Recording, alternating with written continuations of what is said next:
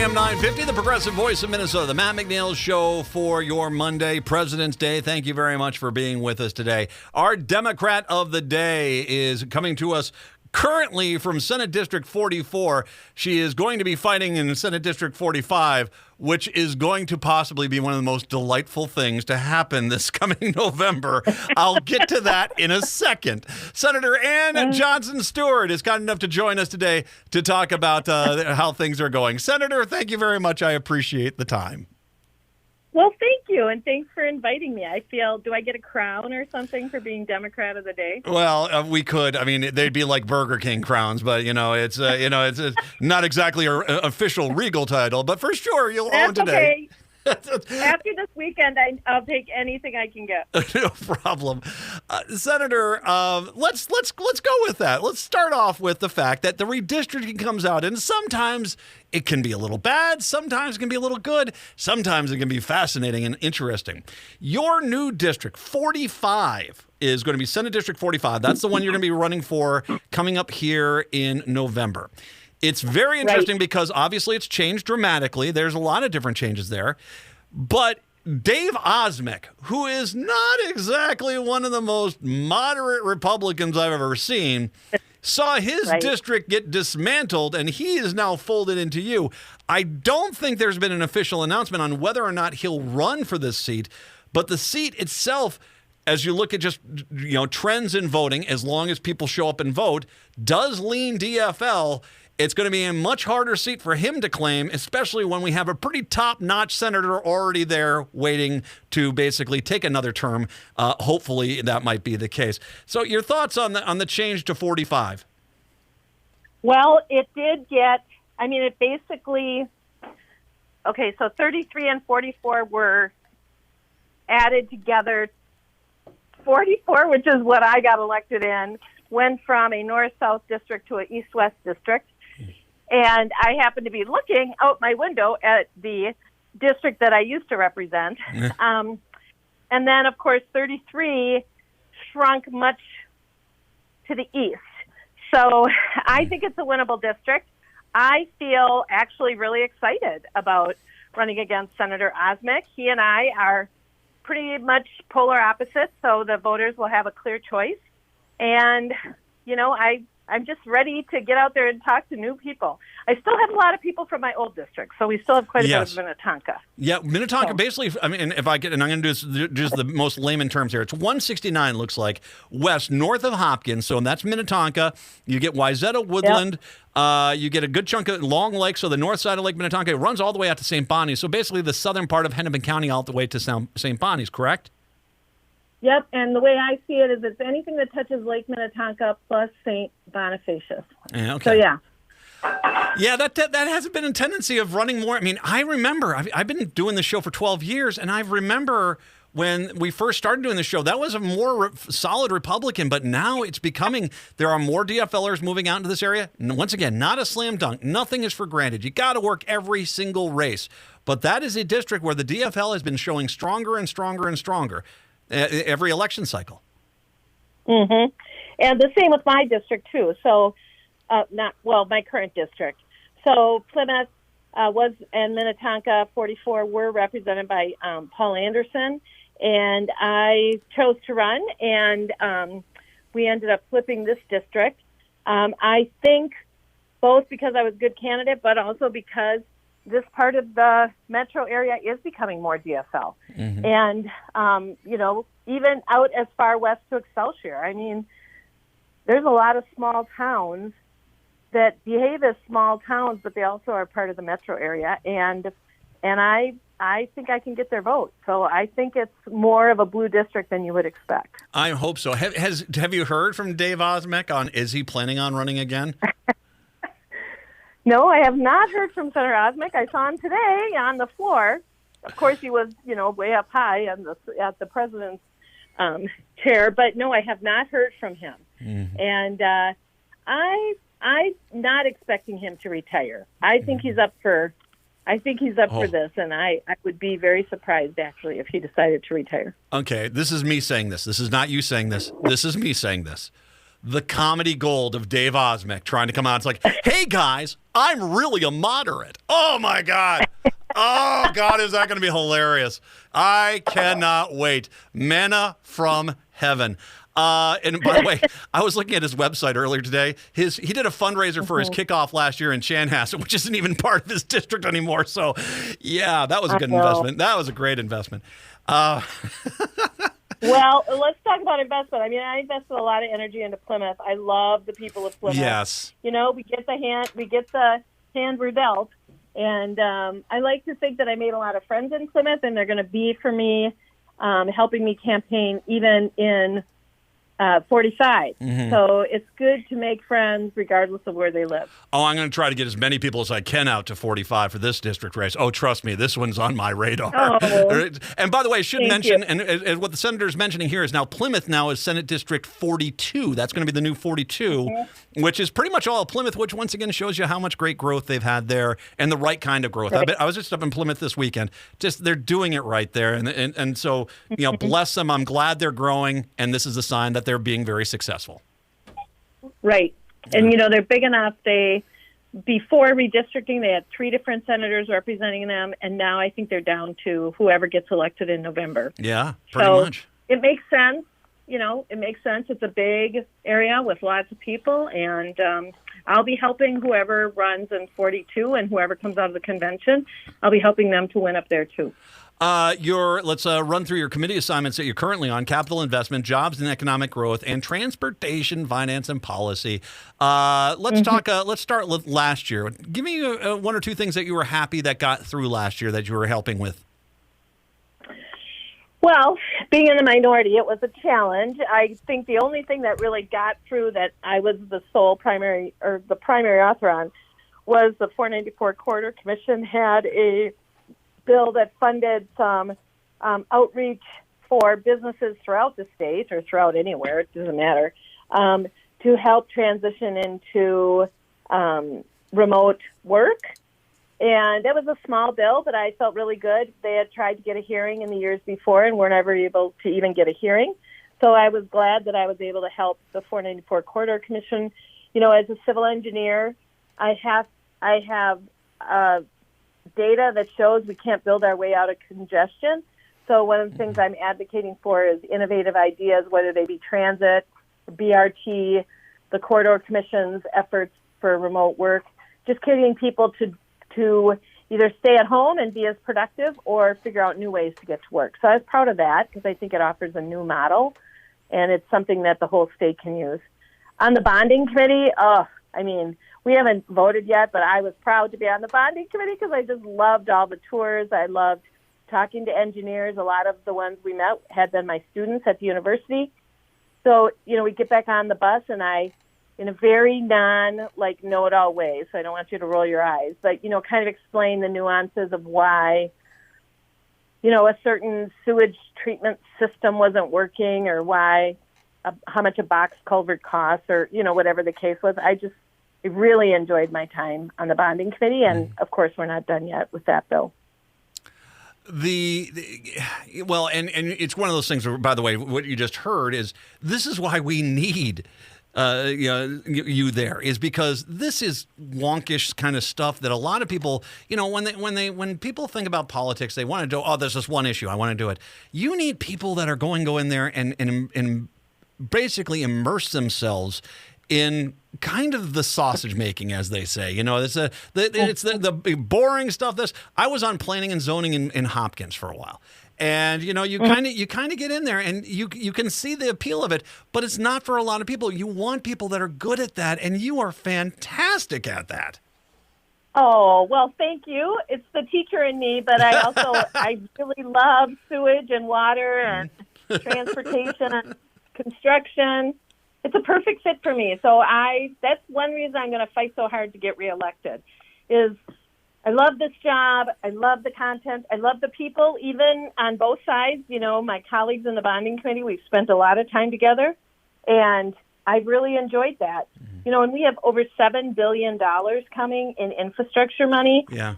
I have been meeting with my peers and my colleagues just to figure out how to spend this money, how to prioritize it, how to be smart about it. Like, that's a lot of money. We need a few experts on the floor talking about that and how we're going to best use all that money. It's not just like free money coming in from Washington. There's a lot of strings attached to it. So I really loved it, and I hope I get another 4 years there. You brought up something with transportation I want to kind of, touch on with you, because this is what has been a traditional fight. Well, the fight has been the last 20 years, road construction versus mass transportation.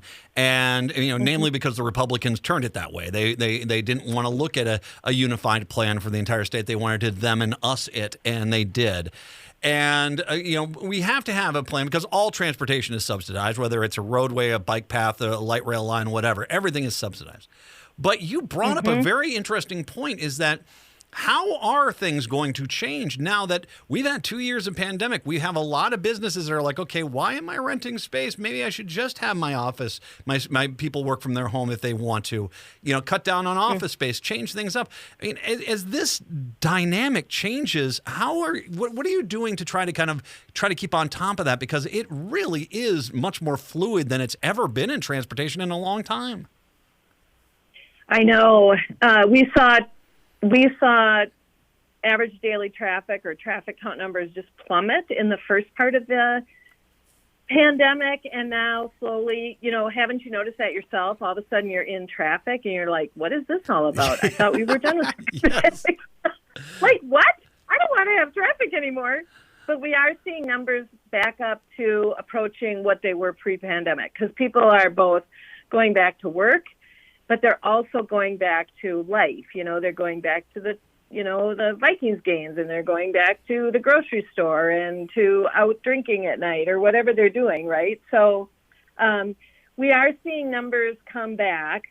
And in truth, I think a lot of our roads currently, we know where the tight spots are. I think Highway 35 W south of downtown is one of the most congested. Oh, no, it's 94 between the two downtowns is one of the most congested pieces of roadway in the nation. And so, we had a little reprieve. I think engineers learned a lot about that. And I teach at the University of Minnesota, so I know there were some studies happening around traffic and congestion and rides to work and all that stuff. We've learned from that, but now we're seeing things come back. I think the truth is this: people want to work from home, and now we're going to see this conflict or battle. I don't want it to sound like that. This conversation between employers and employees, saying, "Well, how much are we talking about here? Am I going to be able to work from home 100% of the time or 50% of the time?" And the challenge is we don't know. We can't say, okay, if you live in this zip code, you have to work Monday and Friday. And if you live in this zip code, you work Tuesday, Thursday. We could have everybody who decides to work on Monday, right? Mm-hmm. And so we can't really control the capacity and the congestion. But I think that's going to be really interesting in the near future. We're always going to need transit. And I think actually as we move forward, we're going to need more transit because there's just data out there that the younger you are, the less likely you are to own a car. And people want transit. It's kind of it's almost like a point of honor in terms of your metropolitan area. Can you take transit somewhere? And so I think we're going to see the demand for transit increase regardless of the pandemic, but combined with the pandemic, I think that's really going to be a significant change. There's an article in the paper yesterday about the Gold Line up through Eastern Metro and how they're seeing development out in Maplewood that they've never seen before. People don't want to be encumbered by a car anymore. They want to be able to live and work and travel in a way that's not expensive, in a way that offers them the flexibility that we've seen out on the East Coast for years. Mm-hmm. And I don't even know if I answered your question. I just kept talking. When you asked me about roads, asked me about traffic and civil engineering, I just kind of get a little bit droney. Well, I was a traffic reporter forever. You didn't drone at all. My goodness. But much to the Republicans' chagrin, that's the thing, is that they don't want to do that. They don't want to see this metro area growing, especially as, frankly, the voters reject Republican policies in the Twin Cities metro area. That's a sacrificial lamb for them. And you have to have you can't have a working city without a functioning transportation system. And that is, I think, one of the things that's greatly lost on modern Republicans today. They don't want to look. They're fine. It's like you're in their district and they need a road rebuilt. Then there's not enough money in the world that can't be spent on it. But when you talk about, well, I got to get people to work in the metro area, they're like, well, that's the Twin Cities. We shouldn't bother with that. You can't have that mentality because all business needs to have an effective way of working on this. So I think that's a key. So one thing I wanted to ask you about in regards to this upcoming session, obviously you're going to say goodbye to Senate District 44. Is there something that you want to, in regards to, champion for the district or just champion overall for the state? What is one thing you really want to focus on in this upcoming session? Well, the bonding, the Capital Investment Committee offers me a great opportunity to really advocate for those projects that I think are important. Yes. They're all important. But certainly when you see, we traveled around the state, and when you hear from a small community that has unsafe drinking water because their pipes are reacting with the water, much like what we saw in Flint, Michigan, and they can't drink the water, they don't have enough people to really provide the tax base to pay for the upgrades, and they have really not a lot of options other than to ask the state to help them. When I see projects like that's important. And I'm not saying it's necessarily more worthy of being funded than something like a community development program in somewhere else. But, to really answer the prayers of people who have no other way to provide basic infrastructure, I think that's really important, and I look forward to having input on the bonding committee. Mm-hmm. In Plymouth, we have County Road 47, which is a really unsafe, literally a wagon road, meaning that it was created back over 100 years ago. That's been pretty much the same alignment ever since, and we just paved it and kept it 2 lanes, which now has a school on it. It has thousands of people using it every day, and it's just unsafe. If I can advocate for County Road 47 getting funded, that'll be a big accomplishment for me, because my friends and neighbors and grandchildren are on that road. So knowing that I had a part in getting that project successfully built would be important. But I think this year it's going to be an interesting session because we have an election year. We have a couple gubernatorial candidates in the room. We have a lot of focus on crime and on policing, which is a touchy issue. I think it's going to be an interesting session to watch. We have a bajillion dollars coming in from the feds. We need to spend that judiciously. We have frontline workers we have to take care of. I just hope to keep my glasses on straight and be looking ahead and hope that we can accomplish something together, because it's also pretty polarized. Yeah, it's just a smidge. There's an agenda on the right. Let's put it this way. I'm looking at County Road 47, though, by the way, which is kind of south of Bass Lake Road, and it kind of runs east-west there. You're right. I was out there over the holidays. There was one of the houses that was listed as one of the great holiday lights. I was out there, and I was cutting on 47 to the next house, and my gosh, that road's a mess. I know. Oh. I know. Yes. It's very dangerous. And, it's not just the people that live in Plymouth that use it. I mean, Senator Osmick's district is to the west. Senator Limmer is just to the northwest. A lot of people use that as an arterial road because they don't want to get on 694. And when engineers design a road, we look at things like sight distance. So when the road curves, either, like in plan view or map view, or when you go up and down a road or up and down a curve, all those things impact how safe it is for the driver to see if far enough to stop. And we have some safety improvements that definitely need to be made on that road related to sight distance. And then we got all kinds of kids and bikes and walkers and strollers in the road because there's no trail. So the purpose of that road has also changed. Like I said, it used to be a wagon road, like a wagon trail.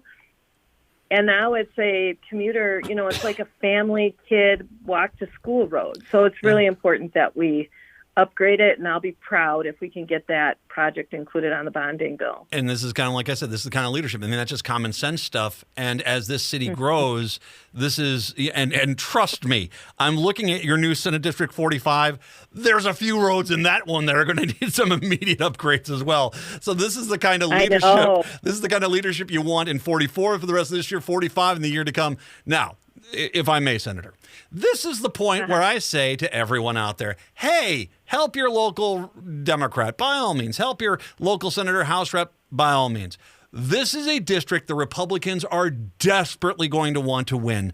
If Osmek runs, they are going to throw everything in the kitchen sink at them. This is not a far district. This is right on the west side. If you can volunteer and door knock or make a donation, help out Ann Johnson Stewart win the new Senate District 45 in November, please do. Now, Senator, what's the website if they want to find your campaign stuff here? It's Ann, A-N-N, AnnJohnsonStewart.com. And we're just updating it with a new round of issue statements. You can contribute there. You can volunteer. I will probably need some help up till the convention because I got districted into this area. So I'm going to need some help calling delegates and knocking doors. I would love any help. I have a couple great campaign managers. Last time around, I raised over $200,000, and so I'm ready to raise the money it's going to take to flip this district. But you know what? I don't want to sound Pollyanna-ish or naive, but I did it once before, and I feel really strongly I can do it again. I'm positive. People trust engineers.